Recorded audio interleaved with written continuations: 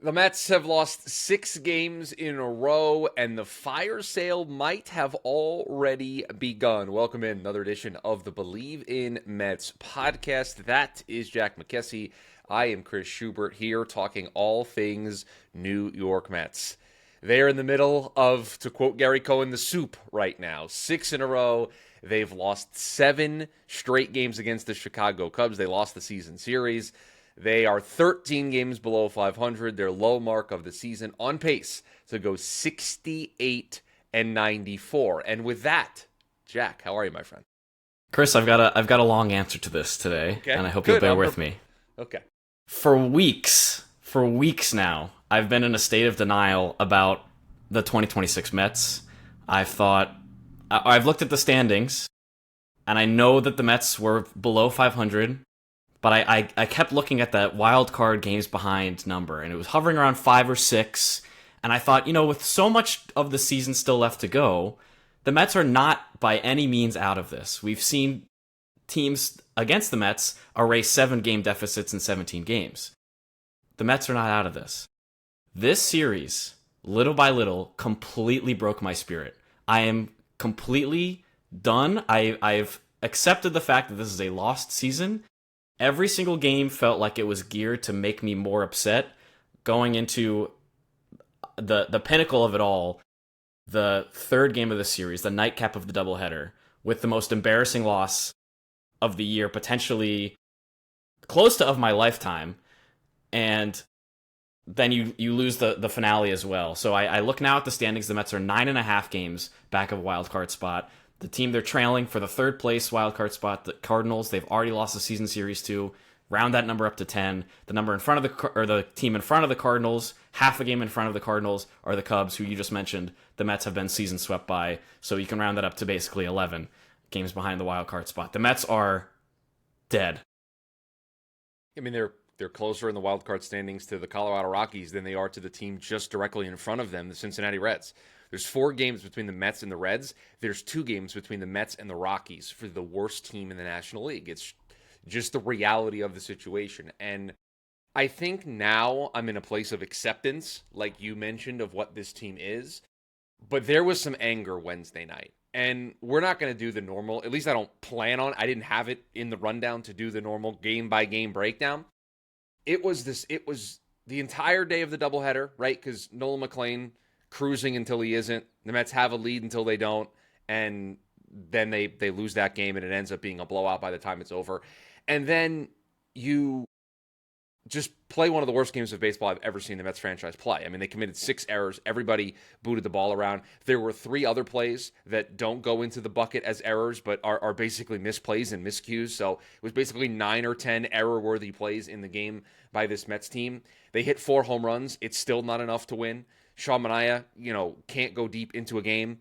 The pitching continues to be a problem. So I was angry Wednesday night. Like, it was the most angry I've been this season.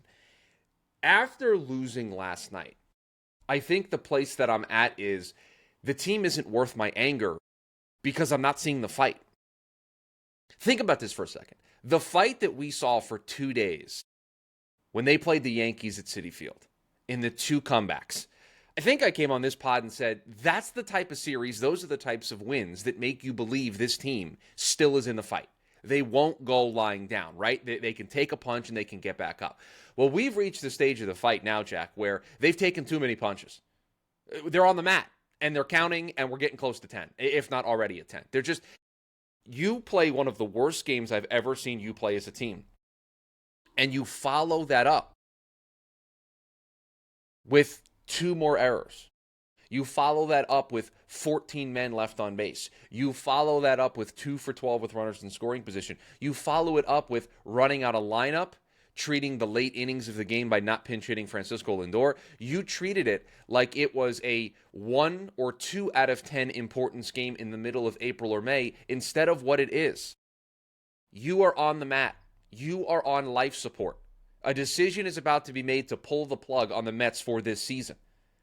And everybody yesterday felt like they were treating it like it was a run-of-the-mill spring training game or a game at the beginning of the season. There just wasn't the sense of urgency. So if I don't see the urgency from the manager, if I don't see the urgency from the players, if I don't see the urgency from the organization, then I'm gonna admit defeat. Okay, totally wrong. Wrong on Stearns, wrong on the offseason, wrong on Carlos Mendoza, wrong on everything about this team, and now you can let the fire sale begin.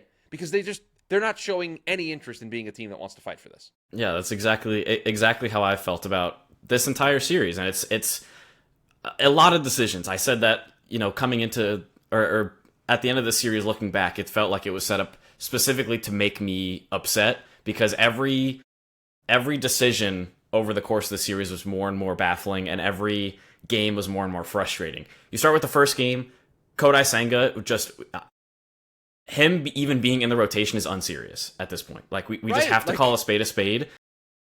He looked great in the first inning, and then walks in a run in the second inning, and the entire lid blows off in the Kodai Senga Mets story. I'll tell on myself. I texted you at the end of the first inning, and all I texted was you, do you want to say it or do you want me to say it? Because we have this thing when we're out on a player and they do something, one of us says, we're back. Like, we just send the text message. So after that first inning, and yes, the definition of small sample size theater, but it was so different.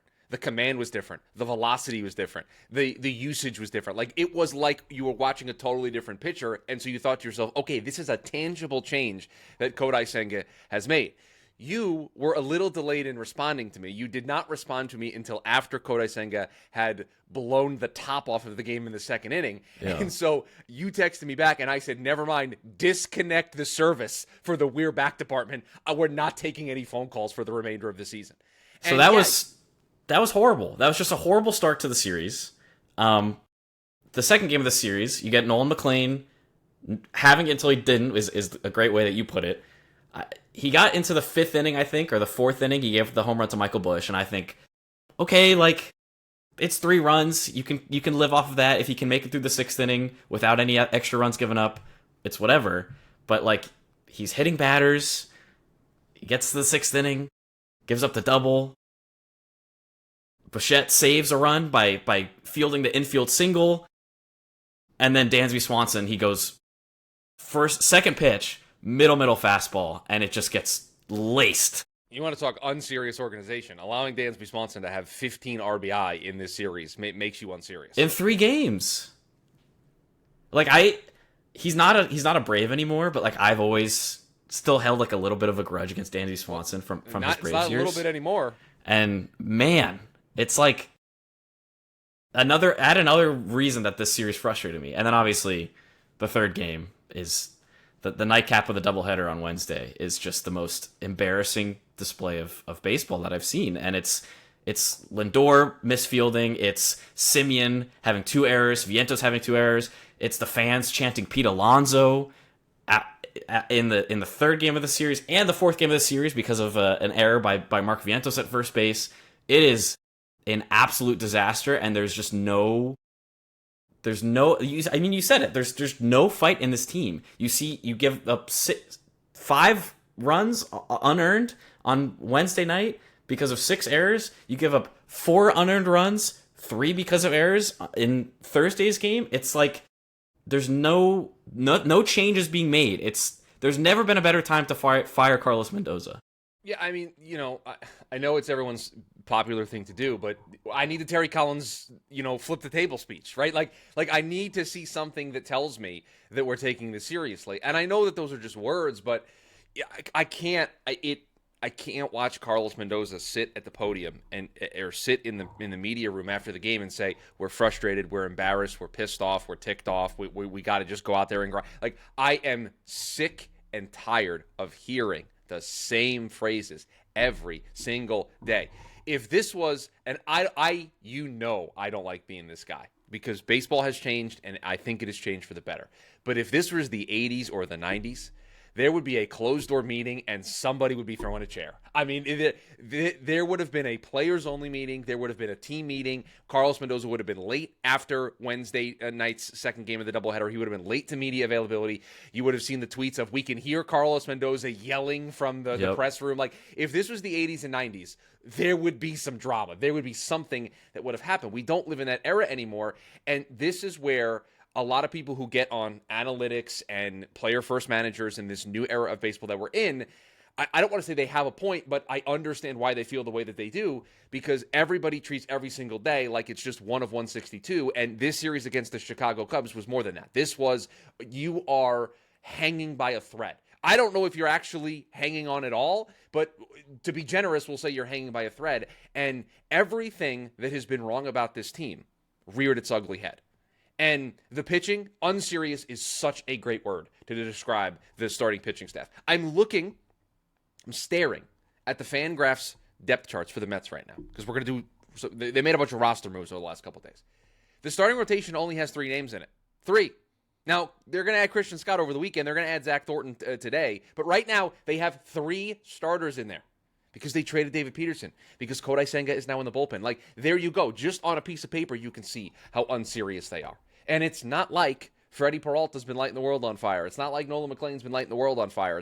Sean Manaea has had 2 good starts since returning to the rotation. Not like it's the biggest sample size. So the pitching was a problem, the defense, and I hate to repeat myself, but to play as poorly as you did on Wednesday, to then get Freddie Peralta having the bounce back of all bounce backs. I mean, he got absolutely rocked. The worst start of his career. Statistically, the worst start of Freddie Peralta's career.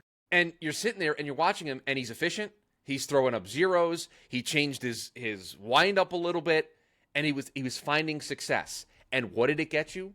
Actually getting good starting pitching. What did it get you? Bad defense, 3 unearned runs, and a Mets loss in which they scored 3 runs and they lost by 1. And I'm sorry, if you were putting anything about last night's game on Freddie Peralta, we're watching a different sport. He's out of the inning if Mauricio makes that play and Vientos doesn't drop that ball. Because he got the next guy out, so that would have been 2 outs. Okay, Bush hit a single. No, Swanson hit a single. No. Did Bush fly out or hit a single? I forget how it went, but Conforto hit a single and then Bush flied out. That's how the inning went. You would have been out of it without any run scoring. Another 0 would have been 6 scoreless from Freddie Peralta. But instead, it's only 5 2/3. Instead, he gives up the runs. Instead, you're playing from behind again. And credit to masher Eric Wagaman, who just all he does is hit home runs, and Jared Young, who hit a home run in this game. And that gets you back into it. And then the bottom of the 9th inning. Bottom of the 9th inning. This is, to me, the evidence that... actually, it's the 10th inning, so you go with the 9th inning first. The 9th inning makes me want to fire everybody in the organization. You have first and second with 1 out. What was the bottom of the 9th? My mistake, you're right. And then Ronnie Mauricio comes up with 2 outs in the bottom of the 9th inning. Ronnie Mauricio in this game is playing shortstop. Francisco Lindor just comes back off the injured list. He's got a calf injury. Listen, we don't want him playing 18 innings of defense right away. Let's just take it easy. Let's be cautious. Okay, listen, I understand. It's a leg injury, calf injury. We got to be really careful, right? Okay, he's not going to play today. Not going to play in tonight's game, but he'll play in the series over the weekend against the Phillies. All right, I can understand that. You got first and second, 2 outs, a swing, 1 swing, a base hit wins you the baseball game. It's over, done. You score, you win 4-3, you walk it off. You're telling me that Francisco Lindor for that game last night was completely unavailable, because that's what you told us, because he didn't pitch hit in that spot. He did not play at all in the game, right? Your first pinch hitters off the bench were Eric Wagaman and Jared Young. Those are the guys you went to off the bench. So you are telling the world, Francis, before the game, as an organization, 12 games below 500, lost 5 in a row, potentially going to get swept in a 4-game series and swept in the season series. Season hanging by a thread. You're telling me Francisco Lindor completely off the table. If that's the case, he should not have been active. If that's the case, he should still be playing rehab games down in AAA. He should still be working his way back. If he cannot at least give the Mets a pinch hit spot, and you know what? I don't put this on Lindor. I put this on the organization. That is a predetermined medical decision before the game to say, oh, no. Francisco Lindor played 9 innings. He has a calf injury. He's not alive. He's down today. You don't have him at all. Because you cannot convince me that Carlos Mendoza, for all of the faults he has as a manager, for all of the mistakes that he has made as a manager, for all of the weird decisions he makes as a manager, I know in my heart of hearts he wanted Francisco Lindor batting in that spot. I know he knows Lindor is a better at bat than Ronnie Mauricio in that spot last night. But that told me the Mets made a decision before the game that Francisco Lindor was not available, and that's why I said they treated it like it was a game in April. They treated it like it was a game in May. They treated it like a game that didn't actually matter. Oh, there's 81 more. They got a whole second half of the season. We're good. We got to keep Lindor fresh for August and September. Well, guess what? Francisco Lindor is going to be looking around like he's John Travolta in Pulp Fiction. There's going to be nobody around him anymore. There's going to be nobody on the team. Yeah, I mean, and there's also no reason to worry about August and September if you can't win games like this in June, because you're so far out of the playoffs that, like, you have to compete. Like, this is a game that keeps you in the playoff hunt, even if it doesn't mathematically. You need to be acting like every win counts at this point, because at this point you've completely used up all of the leeway, all of the runway you had to lose some games, to have a 12-game losing streak, to lose some bad games early on in this series. You have a chance to make the series at least not a complete disaster by coming away with a win with a walk-off in the ninth inning. And then I think, Chris, to me, the icing was really on the cake when he didn't even pinch hit Lindor in the 10th inning. Like, the ninth inning is the clear, obvious place to pinch hit for Mauricio. But, like, you're telling me Eric Wagman and Brett Beatty are going to give you better at-bats in the bottom of the 10th? So he just completely was unavailable. They made a decision before the game that it doesn't matter how close the game is. It doesn't matter what situation we find ourselves in. You are not allowed to play Francisco Lindor. And I'm sorry, for a team that is now 13 games below 500, that's just not an acceptable place to be. It's just not. It just reminds me of back in the day when Travis d'Arnaud came up before he was ready with a shoulder injury, or, you know, Francisco Alvarez came back and it seemed like he wasn't really fully healthy from his hand, when they were having Jorge Polanco work out and travel with the team, even though he ended up getting scratched and demoted because of another setback. It just feels like they're trying to have their cake and eat it too with some of these injured players constantly. And this is just the latest example of Francisco Lindor. You said it perfectly.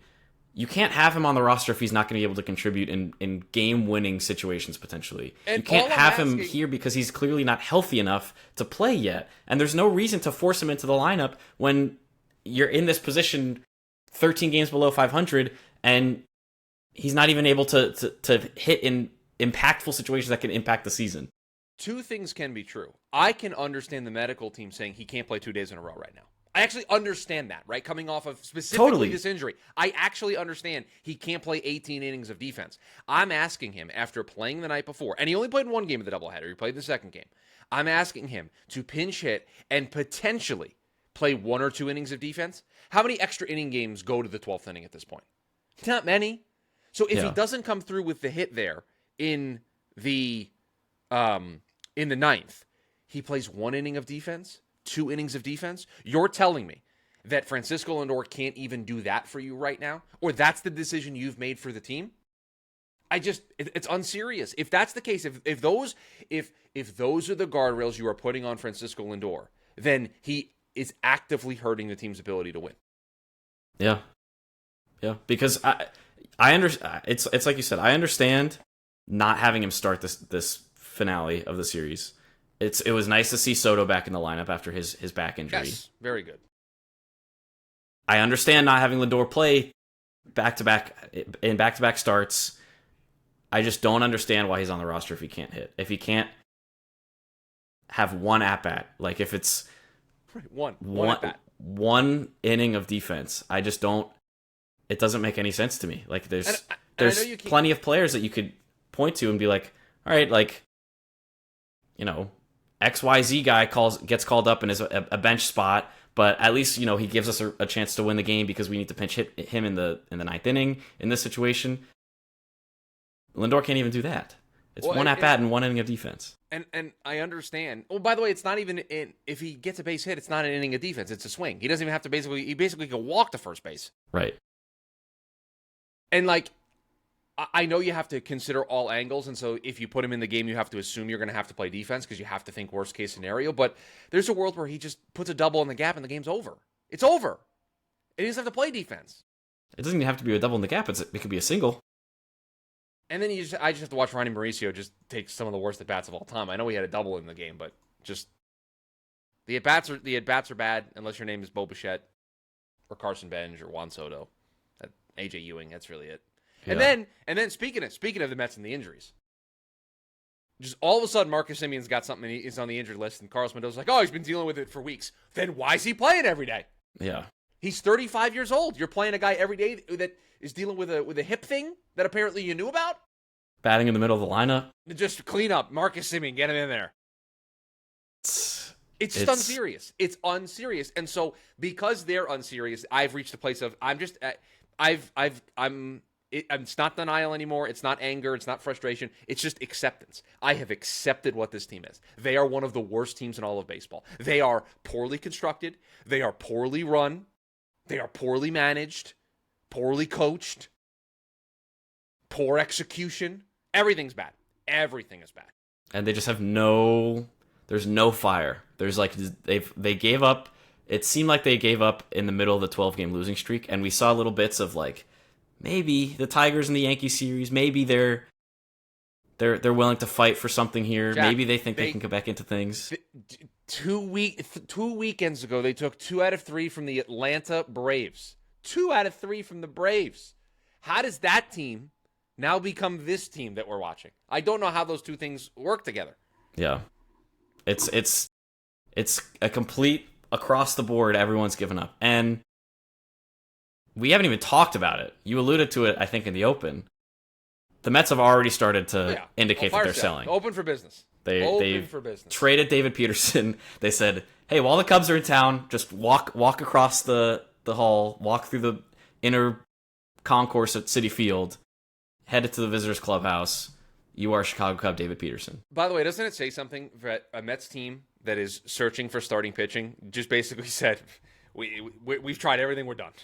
David Peterson. Petey's not a starting pitcher anymore. Well, I know that, but a team that is searching for anything that can be a reliable, consistent starting pitcher, even they've admitted, you guys figure it out. Literally the day after they said, or I think the same day they said Kodai Senga's going to the bullpen, they said, actually, we don't even want David Peterson on the team anymore. He's gone. And to be fair, I'll give credit to Stearns. They got a decent prospect. A good return. A top 15 organizational prospect. Yeah. First base DH. I know he's in single A, but that's a pretty good return for David Peterson given how much he tanked his value this year. By the way, the ESPN breakdown of the trade says that since August 6th of last year, David Peterson has a 6.98 ERA in 17 starts and 8 relief appearances. The Mets turned that into a top 15 prospect in their system. I mean, that shows you one how desperate the Cubs are for starting pitching. Oh yeah, they need which makes you. Bodies. If I'm David Stearns, I'm going. Freddie Peralta? Does he interest? Oh no. You know what it is for me? After seeing this return for David Peterson, you know what got me excited?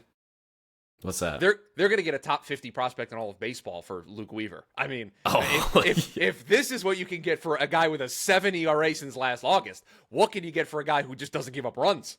Yeah. That's okay. That's another highlight. If we're going to point to highlights from this Cubs series, it's even though the season's over, I get to watch Carson Bench and AJ Ewing play for my team. I'm a fan of both of those guys. Bichette actually is competent again. That's nice. This is the worst season that the Mets have had this decade, maybe excluding 2023. 2023 is pretty bad, but like 2026 has been abysmal just all around. The way it's better than 2023 is that there's a vision for the future and you can start to see it. They're selling off old pre-Stearns, pre-Steve Cohen players like David Peterson. So now Francisco Lindor is the longest tenured Met. We've got Carson Bench and AJ Ewing. You hope Nolan McLean is able to figure things out going forward. It's still fun to watch him when he's on. But 2023, we had 40-year-old Max Scherzer, 41-year-old Justin Verlander just doing nothing. And getting I mean, they traded. ended up getting good returns for those guys, but yeah, the Fires. I know that they're trying to send the message of, oh no, just a really good deal that came across, and apparently they've been working on the PD to the Cubs deal for 6 weeks, according to, I think it was an Athletic story, that the two sides have been talking for 6 weeks about this, and so you get the two Okay. GMs into the same building and you're able to make something happen. 6 weeks ago, The fire sale is on. 6 weeks ago, the Mets were still below 500 and still seeming like they're going to be sellers. So can we play? I didn't plan this, but can we play rapid fire, traded or not traded with the current team? Like fire Brother, sale. I'm going to be hard pressed to have to say not traded on some of these guys. All I right, feel like. all right. Carson Bench, Not traded. Francisco Lindor. Probably not traded. It's funny that you say probably, because I am like, this season is so bad that I'm willing to entertain anything that isn't Benj, Soto, Ewing, or McClain. Like that's where I'm at. It's those four, and anything else I'll be like, all right, I'll listen. And I love Lindor, but that's where I'm at. That's exactly where like. You can make the argument that it's going to be very hard to move Lindor because, one, the injury, obviously, but two, the contract. He's got 5 years left on his $310 million deal. And teams aren't going to trade not knowing. We don't. And you're going to have to eat a lot of that money to get any return. We're at this current moment, we're not having baseball in 2027 based on the way the labor negotiations are going. So I don't know if teams are going to and a team isn't going to want to take on the salary cap potential of Lindor. So it's probably not traded. Bo Bichette.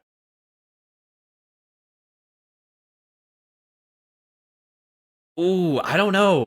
Do you think you could get a team? Okay, let me ask you this question. Do you think you could get a team to take on the contract? I think.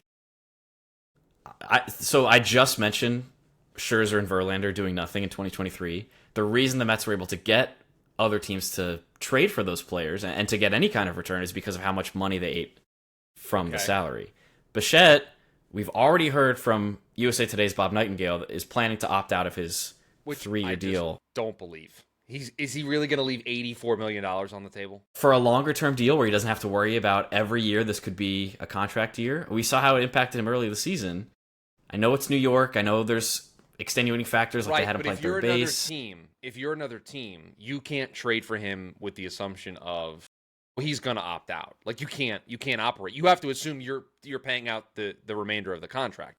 And so the reason why I asked that, my question to you is, how much of the money could the Mets eat to get somebody to take on the deal? Is it $20 million? Do they have to pay half of it? Yeah, I mean, it would have to be. It would be 50% or more. I'd have to think for the season. And I still think like a team, maybe like the Phillies, who wanted Bo Bichette in the offseason, or any team that needs better hitting from the right-handed side. I know that you mentioned the cost could be astronomical over 2027 and 2028, but you also don't know if we're playing baseball in 2027 based on what we've seen from MLB so far in these labor negotiations. Like, if you can add a player like that and have the Mets eat a lot of his salary, and then you're honestly hoping that he opts out of his contract because he plays so well for your team. So, like, if you want to bet on that side of things, like, kick the can down to 2028 and worry about it then, because I think Bo Bichette, the way he's hitting over the last month, could really help a team that's contending. And if the Mets are willing to eat some of that money, I'd be willing to give up prospects for a player like that. And I'm obviously biased. AJ Ewing, I know your answer not traded. There, not traded. Francisco Alvarez. Probably not traded. Jared Young. Probably traded. Yeah, I think Jared Young is kind of one of the sneaky players that the Mets have that they could get a decent return for. A lefty power bat. Teams are always looking for that. Yeah. Brett Beatty. I don't think he's traded, but it's because They just got a top 15 prospect in their system for David Peterson. Brett Beatty is a better player than David Peterson. They can get something. But here's the thing: is like at some point the fire sale, you have to like who's going to play third base, second base, right field. Well, okay, I'm so glad you asked that. Ryan Clifford's going to play first base at some point this season. If they trade Vientos and Young, Ryan Clifford's going to play first base. Sure. Second base. By the way, I'll say Vientos is a traded. Marcus Simeon will come back at some point, and he's just going to play second base. Lindor's going to play short. I don't know who's going to. Bichette will play third, unless you trade him. Mm-hmm. Your outfield will be Ben, Soto, and Ewing. Your DH can be. It could be Clifford. It could be. Could be Eric Wagaman. Could be Eric Wagaman for all we know. All right, so from a hitting perspective, I think Jared Young, Mark Vientos, potentially Bo Bichette. Those are the guys that you could potentially move. I think overall philosophy, I'm completely out on Beatty and Vientos long term. I think there's no reason for the Mets to retain them. I just don't know what team is going to be like, we need Brett Beatty on our team. I don't think there's going to be a team that says that as a trade deadline ad, right? There's two different kinds of trades. There's the trades that happen in the middle of the season with the trade deadline because you're trying to add to try to win for August and September and a playoff run in October. And then there's the moves that we see get made all winter long where teams are reshuffling their roster and they try to take shots on guys because they're trying to build a team for 160. Sure. That's where I think Vientos and Beatty probably have some value. I think Vientos could be a deadline move, frankly. To who? To do what? Power right-handed platoon bat. Power right-handed platoon bat. He's hit 10 home runs this year. I understand that, but they've run to Eric Wagaman to replace him at times. Yeah, the Mets have, but there are other teams that they're gonna look at Vientos, his 2024 season, Dude, he's and got they're gonna say 649 OPS. I know, but there's a team out there that's going to think that they can fix Mark Vientos, and with that team's in the winter. That team's not 2.5 years of team control. You don't think a team is willing to take a shot at Mark Vientos? I don't. At this point, not as a trade deadline buy. In the winter, yes. Okay. Freddie Peralta traded. Sean Manaea traded. No, because of the contract. It's a lot of money. Is there 1 or 2 more years left on the deal? It's just one. One? But it's a lot of money for a guy who can't be in your rotation. Fair. So I think he stays. Devin Williams.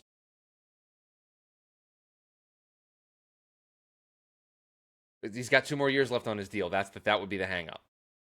Or that's the benefit for the Mets is like you're giving up a closer with 2 more years of team control. Luke Weaver. Both of us don't want him to be traded. He's going. The Mets should absolutely trade Luke Weaver. Yeah, there's no doubt in my mind that if the Mets are going to be sellers at the deadline, Luke Weaver has to go. He's their number one tradable asset right now, in my mind. Like, there's no hitter that the Mets have that's an easier trade as far as, like, contract. Agreed. And there's no pitcher outside of maybe Freddie Peralta, but his performance has been bad, who has the performance and the lower term contract and the team control, because Luke Weaver, you have him for 2027 as well. Brooks Raley, Huascar Brazoban, AJ Minter. I think you listen on all 3 of those guys. Yeah. You listen on Austin Warren. You listen on Cionel Perez. Listen, you want to listen on Kodai Senga? Anybody interested? Please, we'll trade him to you. I think Brazoban is going to have a surprisingly low trade value if the Mets end up moving him. Well, I think, to your point, I think if teams call the Mets for relievers, it's going to be about Weaver and Williams first before it's Brazoban. Yes, but I think a team that is paying attention will look at Brazoban and go, oh, versatile, can pitch any inning, can be an opener, can be a closer, good ERA, team control for the next 2 years, I think. The 2 other names, but he's 35. Luis Robert Jr. and Clay Holmes. Clay Holmes, I think, is traded. I don't think Luis Robert comes back this year. I've been looking into like herniated disc recovery. It's Jackie like ran the bases the other day. No, it's like an 8-month recovery timeline. No, he ran the bases for healthy people, and Luis Robert is injury prone. With Holmes, I like he's got to start a game before the deadline, right? Like that's for a team to feel comfortable. Yeah. I mean,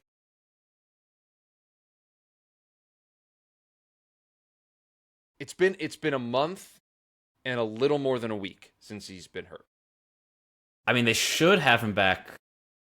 The Mets benefit a little bit from the deadline being the 3rd of August. Like they've Yeah, got but a few extra days to get Holmes in one time through. the earliest he could come back. I'm not even saying that he would be eligible to do this, but the earliest he could come back would be the second or third week of July, because he went on the injured list 5/16. So 60 days would be, because we got two. I got to do the math. Like July 16, July 31 14, days in May, July so 15. So it'd be the third week of July is when he would be eligible to come off the injured list. Now we haven't heard a peep about what he's been doing, if he's even close. So the week of the 15th through the 16th of July, you have 2 weeks, 2 full weeks until the deadline. Like, he might not get into a game before the deadline, so you would be rolling the dice. Yeah. It'll depend on what starting pitchers are available, because I mean, you have Peralta obviously from the Mets, but also Peterson's been traded. And remember, what were you going to say? well, and remember, he's got another year on his deal. Right. Which So could maybe player option? I don't think it's a player option. I think it's just a straight third year on the deal. Oh, you're right. It is a player option. He's opting out of that thing. So I think the Mets have to try to They have to move try him. to move him. Like, regardless of if he plays, and you just bank on a team seeing, his 2-something ERA from his 9 starts this year. His worst start was 4 earned runs, and that was because he broke his leg. And then continued to pitch with it. So, I don't know. I mean, Chris, like, he's currently third on the Mets in Baseball Reference WAR, and like, he hasn't pitched since May. Thanks for just giving me more stats to tell me how bad it's been. Yeah, I mean, it's Soto 1 because he's Juan Soto, elite, like one of the best hitters in the major leagues again this year. And then Carson Bench just recently passed him. and now the Phillies coming to town for 3. Oh boy, can't wait. Zach Thornton called back up. He'll take on Zach Wheeler, a battle of the Zachs. Zach with an H against Zach with a K. On Saturday, it is Christian Scott returning from the injured list. He'll make the start. And it is to be determined for Sunday, although it's listed here as Tobias Myers. Because the Mets, I don't know if you know this, but the Mets don't have 5 starters right now. I've heard this. Here, like, this season just stinks, like, all around. Stinks. Horrendous. Let's see what Zach Thornton has. Let's see if Christian Scott can come back and be good. Okay, now you're being a true Mets fan. Now we're back in like 2013, 2014. Yeah. Let's see what we got. Guys, Let's just see what we got. Let's just see what we got. You're right. For a team that, is paying out $367 million in their estimated luxury tax payroll before they get hit with any of the penalties. Just let's see what they got. Let's see what we got. Little programming note. Looking forward to the draft. Let's see what we can get. Great. Now we've reached it. I leave for vacation today, so we're taking a little bit of a break for the show, and there's going to be criticism that it's related to them losing again, but it's not. This is a pre-planned vacation that I have had since before the season started. So we will be back after the Braves series with an episode with the two of us. Maybe Jack will record something if he's frustrated enough while I'm gone. But that's the next time both of us will be back here together. Will be after the Braves series. So the Mets will take on Philly for 3, and then they go to Toronto for 3 before having an off day next Thursday. It's bad right now. It's bad. They're a bad team. The fire sale potentially has already started to begin. I think it's only going to ramp up here with the way that they're playing. You just don't. There's nothing that you can point to of, oh, I still believe in them because of blank. Right? No. There isn't anything like that. And so you wake up every day, you sit down to watch Mets baseball, and you're asking yourself, how are they going to lose this one? Like, that's the place that I'm at. Is, how's today going to go? And let's see what we got. Let's see what we got. The new motto for the Believe in Mets pod. Timeout. We are 40 minutes into the show. We're going to keep this show up. You're going to have all of this, but you're going to get our live reaction to Carlos Mendoza being fired by the New York Mets. So what? We just did 40 minutes talking about this team. We're probably going to do another 40. Literally the minute we were about to end. I'm signing off of the show. The Mets decide to fire Carlos Mendoza. Wow.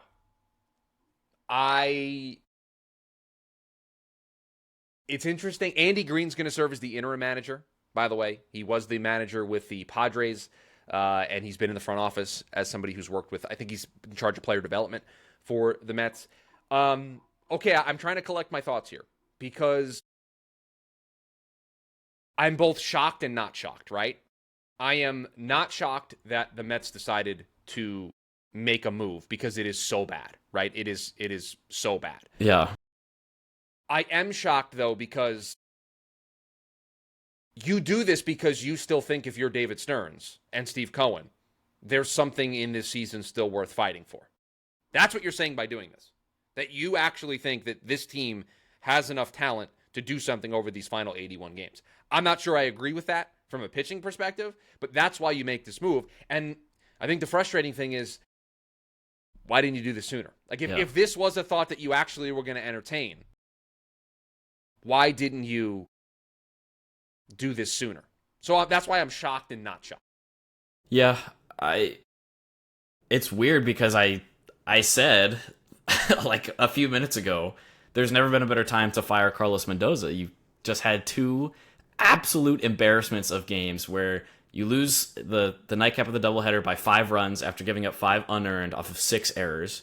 You lose the finale of the series because of 2 more errors. The team looks like they've given up. We've been saying for weeks now how they don't look like they care anymore, and part of that has to do with the coaching and the managing from Carlos Mendoza. I just don't understand why they didn't do this in the middle of May, at the beginning of June. Here's some quotes from the organization. I don't know what's next because they're already pretty much out of things. This is Stearns, quote, Carlos has led the organization with passion and grace and is beloved by everyone who works with him on a daily basis. Carlos's impact on our players, staff, and culture over the last 3 seasons has been transformative. Unfortunately, we know we are falling short and change is necessary to move forward. And then Cohen added a couple of things, but this is the quote that stands out to me. Quote, our commitment to bringing our fans a championship caliber team has not changed. There is no sugarcoating it. This season has been a disappointment, and our fans deserve better than what we've delivered, end quote. So, yeah, I mean, look, I appreciate that comment from Steve Cohen. I appreciate what David Stearns says. I understand. See, this is weird. Like, again, you're getting raw Chris and Jack here because we haven't had any time to process this. This is literally as we were signing off the pod. I don't think all of this is Carlos Mendoza's fault. And I think we've been pretty good about saying that here on the pod, that it's not Carlos Mendoza's fault the Mets don't have 5 starting pitchers. It's on David Stearns. It's not Carlos Mendoza's fault that they've played 9 games this season with Bichette, Soto, and Lindor all in the same lineup, right? I mean, Carlos Mendoza at some point bears the responsibility for a team that's on pace to win 68 games because he's got to resonate with them. And I do think after you have 6 errors in a game, you follow that up with another multi-error performance and you lose a game because of defensive miscues, that, okay, now it feels like the message is falling on deaf ears, but I think you're putting Andy Green in an impossible spot. Like, I don't know what he's going to be able to do. And look, I hate to be cynical, but I always thought that David Stearns wouldn't fire Carlos Mendoza. And maybe this came from Cohen and not Stearns. I always thought Stearns would hold on to Mendoza till the end of the season because then that would give the Mets something to do so that Stearns could continue to have his job. That was just a very cynical approach in me, was that you keep a fall guy around, right? Yeah. But this is... Did Mendy was this the last year of his contract with the Mets? He did not have, this was the last year of the 3-year deal that he signed when he took over in so, 2024. I mean, you figured that regardless of what happened the rest of the way, he wasn't coming back. He wasn't coming back. I think, to your point, Chris, also another thing on Stearns, I've been trying to think as you were talking, this feels like the first David Stearns move that is acknowledging that his vision is flawed for the team, because Mendy was his handpicked guy to be the manager starting in 2024. We've had 2 trade deadlines where the Mets were buyers. Obviously, last year's did not work out at all. But, you could excuse that and let those players walk. This feels like the first time that David Stearns has done something that indicates that his vision for the team was wrong. And the only pushback that I would have with you is I don't think this was Stearns. Sure. I think this was Cohen. I'm going to read you the two quotes again. Just based on the two quotes, tell me who made this decision. David Stearns. Carlos has led the organization with passion and grace and is beloved by everyone who works with him on a daily basis. Carlos's impact on our players, staff, and culture over the last 3 seasons have been transformative. Unfortunately, we know we are falling short and change is necessary to move forward, end quote. I mean, if Carlos had an impact transformative of your players, staff, and culture, then why is he being fired, right? Like that's the quote from the general manager. This is the quote from the owner. Sure. Our commitment to bringing our fans a championship caliber team has not changed. There is no sugarcoating it. This season has been a disappointment, and our fans deserve better than what we've delivered, end quote. I mean, those are two. And I know Cohen, expressed his gratitude in a previous comment, and I'm reading all of this. But just those two sentences next to each other tell you who made this decision. Sure. Yeah. I'm with you. I believe that Cohen was the one to make this call and to make it now because from a baseball perspective, it doesn't make a whole lot of sense. From a business perspective, you obviously want to show fans that you're doing something, I suppose. I guess the pushback to your pushback is, why did Carlos Mendoza enter the season without a contract extension if David Stearns truly believed that Mendy was still the guy? And yeah, there's, the horrible start to 2024, the horrible end to 2025, and now the horrible start to 2026. Like, even before the horrible start to 2026, there was enough reason for Stearns to believe, hey, maybe Mendy isn't the guy. We're going to let him have a little bit more runway to start the 2026 season and figure things out. Maybe we'll extend him in the middle of the season, whatever, at the end of the season, whatever. But like in Major League Baseball, it is common and it's almost like a symbolic gesture to extend a manager before a season, before he enters his contract year, if you have any faith in him. And the fact that the Mets did not do that for Mendy this past offseason makes me think that there were already signs that Stearns was looking to split with Mendy.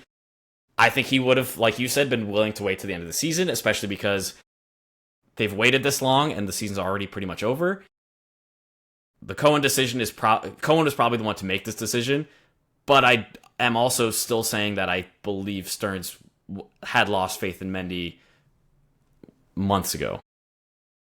Again, if I had to put blame on this Mets season, the majority of it doesn't go to Carlos Mendoza. The majority of it goes to David Stearns, right? I mean, that's just, and this is coming from somebody who on this program many times says, I am a David Stearns believer. Like, I like Stearns' philosophy. This is on David Stearns. This is not on Carlos Mendoza. But at a certain point, when you have the effort level that we saw over the last couple of days, the lack of attention to detail over the last couple of days, that is on a manager. That is on the message that is being sent in that room every single day. So, all right, Andy Green, here's your chance, man. You've been a manager before. You managed the Padres for 3 seasons. If you can turn this around, if you can light a fire under this team, if this team can all of a sudden start to play better, I mean, you'll be loved. You'll be beloved by this fan base if you would be able to turn this around. I'm skeptical of the ability to turn it around. I'm skeptical that there's enough time left in the season. Again, if you were going to do this, I would have done this when they lost 12 games in a row or earlier in the season. But here we are, and so now... And by the way, just real quick, I don't love the firing the manager before a series with the Phillies because you usually get the new manager bump, not the right team to do it against. Yeah. Here's the thing that's frustrating for me, Chris, is now if Andy Green ends up being decent or if the Mets end up playing well for the next 2 months, we're going to be asking why the Mets didn't make this move right. in May. It's weird. There's I think 3 different buckets the rest of the season can fall into, right? Bucket number 1, Andy Green performs a miracle, and this team turns it around and they make the playoffs, right? That's bucket number 1. Very unlikely, but it is one of the buckets. Bucket number 2 is this team's a mess. They're flawed. They're not well constructed. They've got problems all over the place. The pitching is still a major issue. Andy Green can't go out there and throw, 6 quality innings for the Mets, right? And just like Carlos Mendoza couldn't do that. Yeah. So the pitching's still a problem. The lack of offense is a problem. The playing guys out of position is a problem. It's not like Andy Green's going to walk in there and all of a sudden be like, hey, David Stearns, I'm playing Bo Bichette at second base. He's not playing third. Like, he's not going to do that. So that's bucket number 2. Team's bad. Team's flawed. Team's not well constructed. They're going to continue to lose. It's going to be a bad season. But then, to your point, there's the third bucket.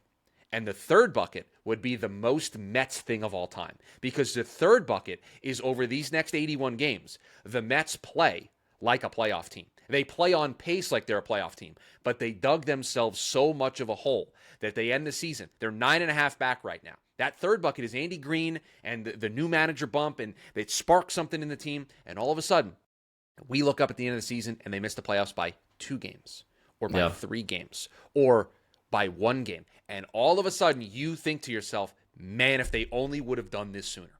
That's, to me, the worst case scenario. And any of the other 2 buckets is fine. And they've already lost season series to the Cardinals and Cubs. Like I mentioned at the top of the show, they're already fighting an incredible uphill battle to make the playoff, to even be in range of a playoff spot, and that just makes things that much harder. It's frustrating, especially because you look at the Philadelphia Phillies, who, outside of the Mets, were one of the biggest disappointments in baseball to start the season. They fire Rob Thompson, bring in Don Mattingly, another former manager with MLB experience, and they're back. They're the top wildcard team in the National League right now. And if the Mets have similar success with Andy Green that the Phillies are having with Mattingly, I'm going to have so many questions as to why this move wasn't made earlier, and it's going to be really frustrating if the Phillies make the playoffs because they made the managerial change and the Mets do not because they didn't. Look, at the end of the day, I think my position is we're going to try for a second time to close the show because we did it the first time and then the Mets decided to make this move.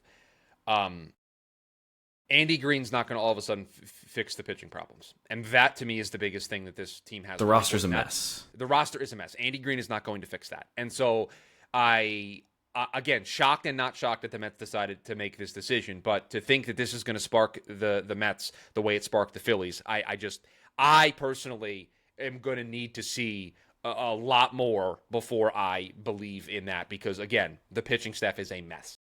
Yes, and the fact that the Mets lost back-to-back games to end this series because of mental miscues, fielding errors, throwing errors, what have you, that's something that a manager can fix. And I don't know, I'd have to go back and look at how many games the Mets lost because of X, Y, and Z reasons that were because of mental mistakes. It's not enough to put them back in a playoff spot, but flipping 2 games per series like that is notable and could be enough to push the Mets in the right direction. It's at this point, it feels like it's way too late. Yeah, and I am a little surprised that it is Andy Green. I know obviously he has the managerial experience, but I know that the organization is super high on Kai Correa, so I was maybe a little shocked it wasn't him, but he doesn't have a ton of coaching experience, and so maybe they don't want to upset the apple cart too much. They have somebody in the building who has been in charge of their player development for the last 3 or 4 years. Is Andy Green around the clubhouse? Like, I'm wondering if this is a matter of, like, we need someone who has none of the stink of this season associated with him to just come in and, like, ream guys. That's interesting because he joined the organization in 23, so before Stearns got here. Yeah. Before taking this role, he was the senior vice president of baseball development. So he's been in charge of the player development process over the last couple of seasons. That has led to A.J. Ewing and Carson Bench and Nolan McClain and guys like that.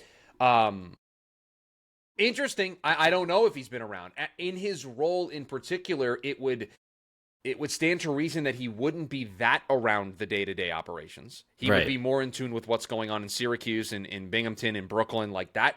That's more where Andy Green probably has had his hands over the last couple of years. So yeah, to your point, maybe we've got a guy in the building who has managerial experience, but we don't have he's not associated with the rest of the team. And here's another thing that's interesting.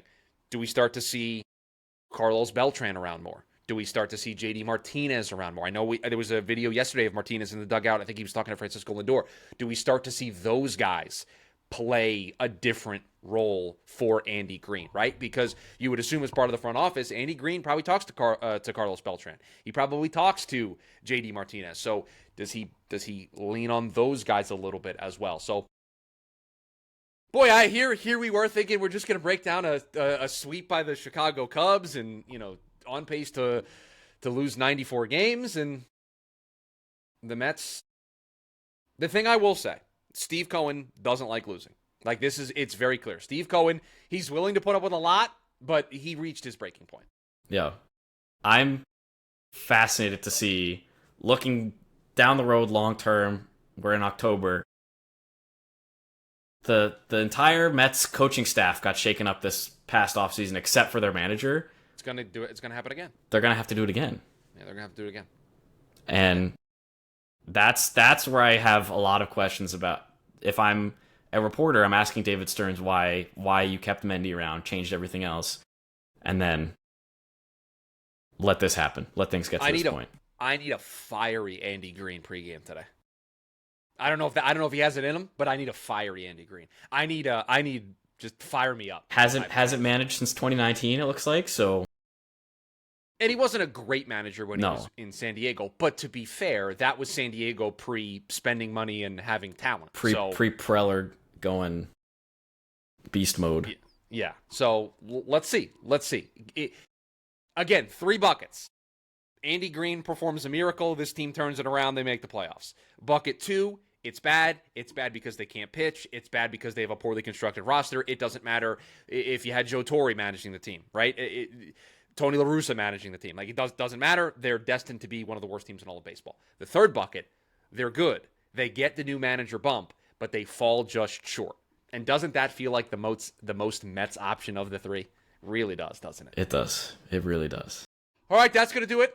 I think I'm safe to sign off here after I tried to sign off the first time. I think we just post this as it is, and we just tell everybody where the Mendy conversation starts. Yeah, and yeah. I'll put like a timestamp in the description. You can enjoy just watching us for 38 minutes, just ho hum talking Mets baseball, and then at the end go, they fired Carlos Mendoza. Okay, new pod.